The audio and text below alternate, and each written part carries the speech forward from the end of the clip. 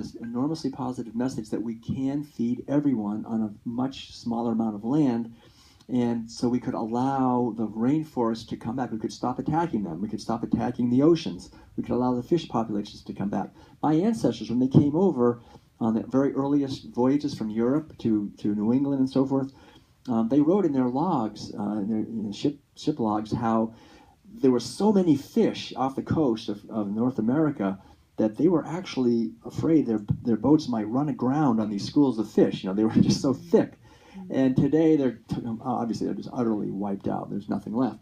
And so this is the natural abundance of the earth that could come back. If we stop attacking, we could allow everything to come back. And the other thing I have to say, which I just think it's important to mention, is that if we are under the illusion that by going to Whole Foods and buying free-range products or grass-fed meat or something like that is any better, we should not be under that delusion. It's not any better. In a lot of ways, it's worse. It's more environmentally devastating, more toxic, and more devastating.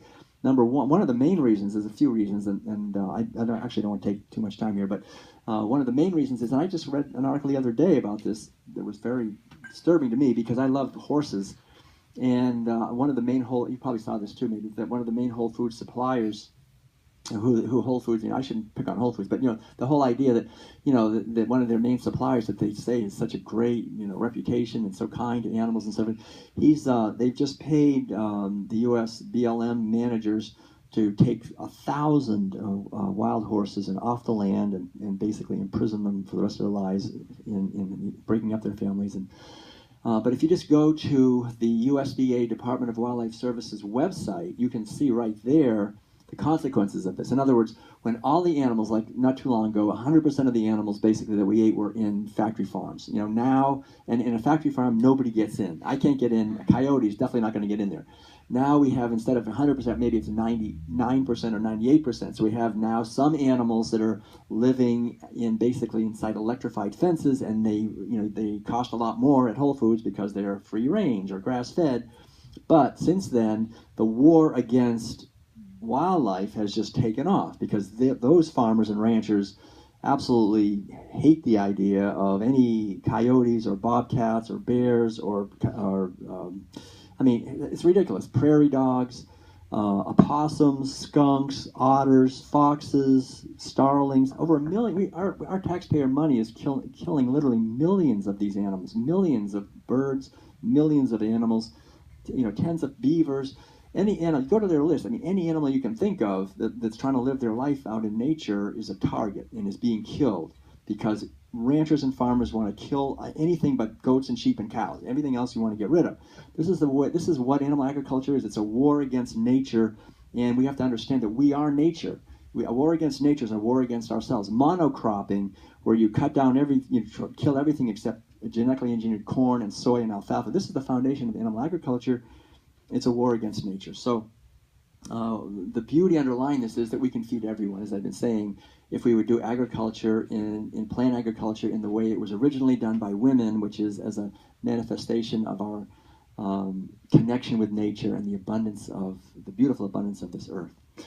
If we look at the cultural impact of animal agriculture, it's the same thing. It's absolutely devastating because, number one, since animal agriculture is so wasteful, cows essentially, and livestock in general, animals convert what could be healthy plant-based foods to four things: saturated fat, cholesterol, acidifying animal protein, and huge amounts of sewage.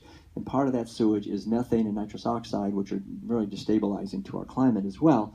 And so the underlying upshot of all that is that even though every year we grow enough food to feed between 10 and 14 billion people, and we have 7.2 or 7.3 billion people on the planet right now, we have roughly 1 billion people, our brothers and sisters, starving to death. 20 to 30,000 children every single day starve to death. They die of malnutrition. They cannot get enough to eat. How is it possible for us to grow enough food to feed twice as many people as we have on the earth and still allow 1 in 7 people to die of starvation? It's very easily explained, and it's the driving force behind war.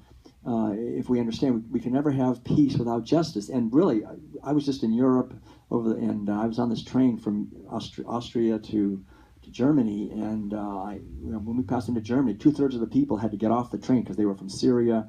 These people are, really food shortages cause conflicts and war. We have to understand that. It's really about food. And so the underlying reason for all that essentially is that when we live in relatively more industrialized nations, it is not that difficult for us with our more high-powered economies to drive up the price of grain on the world market, to feed to our imprisoned cows and pigs and chickens that eat their flesh or dairy products and eggs.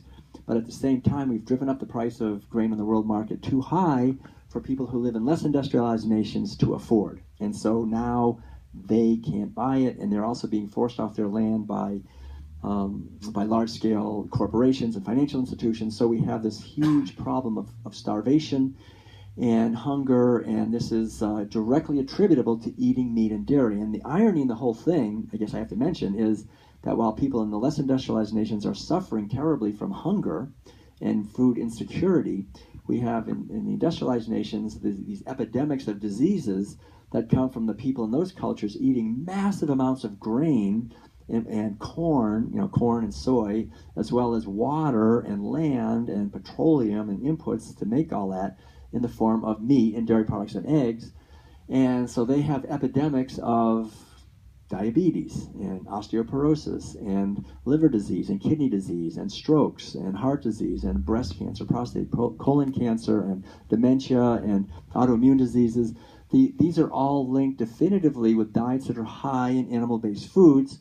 And so underlying this whole thing is these very large industries that get very wealthy, the weapons industry on chronic conflict, the medical pharmaceutical industry that gets very wealthy on chronic disease, and the other industries that get very wealthy on environmental devastation.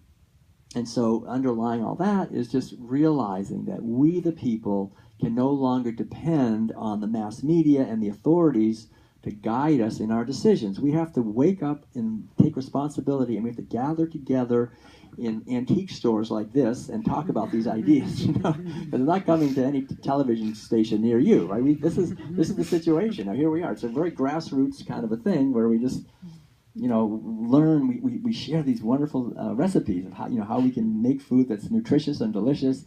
And the implications of this, and build at the grassroots level the foundation of a positive society for the future, for our children. It's a beautiful thing to do. We only have 20, 30, maybe 40, 50 more years here in our lifetimes, probably most of us in this room. So how better way to use our years than this, to make an effort to understand these things and then share these ideas. Because the devastation to our society is not just from the war, but also from the workers. You have to think about workers, the workers that have to do the work of killing animals. Madeline and I have actually visited, I hate to talk about it, but we visited stockyards and factory farms and these places, slaughterhouses. And not only are they absolute hell realms for the animals, who are just absolutely terrified and just completely contracted with fear and who don't move, and so they have to be just hit and kicked and prodded. They're hell realms for the people that have to work in these places and who have the highest rates of work-related injuries and have really among the very highest rates of suicide and drug addiction and alcoholism and spousal abuse and child abuse of any occupation.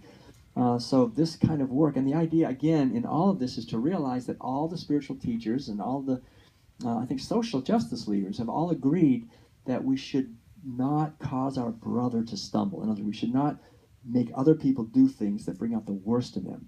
Because when we have a society where we want to eat our meat and dairy, but we don't want to get our hands dirty, so we pay someone else to do the dirty work, we're paying them to have really miserable, violent, destructive lives.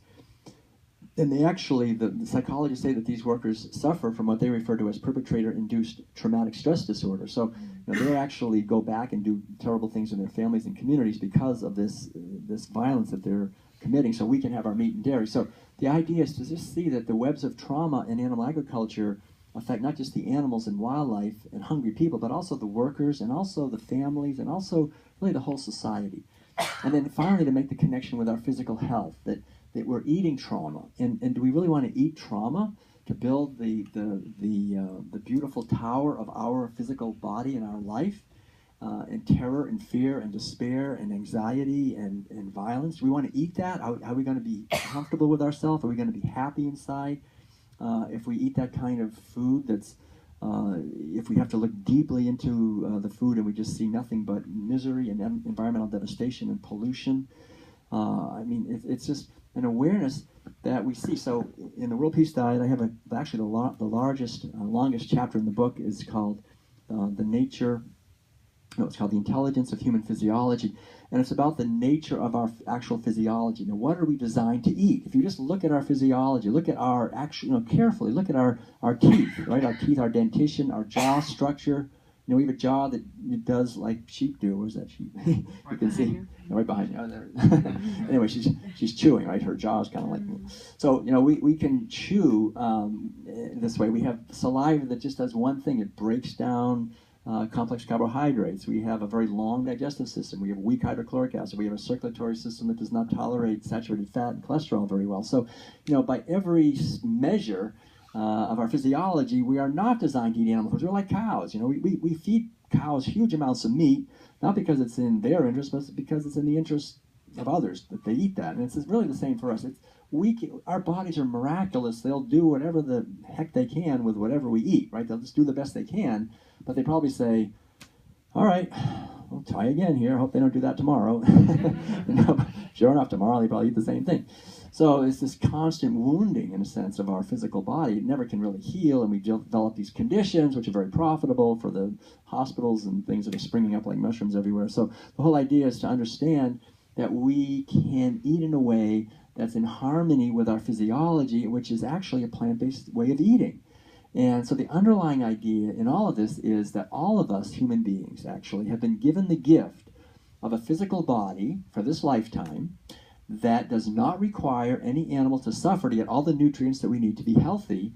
But all of us have been born into a society where we go through these mealtime rituals where from the time we're little infants, we're forced to participate in meals that essentially force us to take this gift we've been given by the benevolent universe and say, well, we refuse that gift. We're going to throw it right back in your face, and we're going to stab animals and kill them and terrorize them and eat their flesh and anyway. And you must wonder, why do we do it? I mean, the idea is really, in all of this, is to see that, if people 10,000 years ago in Iraq thought they needed to do this for some reason to get enough protein or whatever, okay, I don't have any argument with that. That's 10,000 years ago in some faraway place. But why are we doing it today, here, when it makes absolutely no sense at all? Because, as I explained in the World Peace Diet, the most powerful thing any species learns from its parents, from parents to offspring, is about food. And it's very difficult to question one's parents' food. And anthropologists understand that the most powerful way any society transmits its basic values from generation to generation is through the mealtime rituals. It's through rituals, and the main ritual in any society are when people get together and eat food. So this teaching gets really deep into us at a pre-conscious, pre-rational level. So it's not rational. People just do it. People, I've met a lot of rational people who just keep eating meat and dairy. Like, you're not really that rational, I don't think. Well, it's not rational, but we do it because we're programmed at a very deep level by powerful forces. So the whole idea here is to understand that it's not in our best interest on the outer level, the external level, like the health of our environment and our society and our own physical health, but also now to look at what it does to the inner landscape of our consciousness. And really, I think The World Peace Diet is the only book that actually addresses this on a deep level. And I think once we begin to understand this, it gets even much more fascinating and interesting, because then we begin to see that what animal agriculture essentially does is on the outer level, it's the biggest thing we're doing. I mean, think about it. Killing 75 million animals every day, that's a huge thing. There's no project human beings are engaged in that's bigger than that. That huge killing machine reaches its tentacles everywhere, into the heart of the rainforest, to the bottom of the oceans, into every nook and cranny of our society, into every refrigerator and every building practically, and then we're eating it. So this is the biggest thing we're doing on the outer world, and it's causing the most devastation to the environment, to our society, to our health, on every level in the outer world. But what does it do on the inner level to us? And this is the thing to understand, is it's not only the most devastating thing in the outer level, it actually also, and this is where it gets insidious, unfortunately, what animal agriculture does, is it shuts down and represses our natural wisdom and intelligence and compassion and our capacities to actually deal effectively with the problems that we're creating, so that we just keep going along, killing and eating animals with blinders on.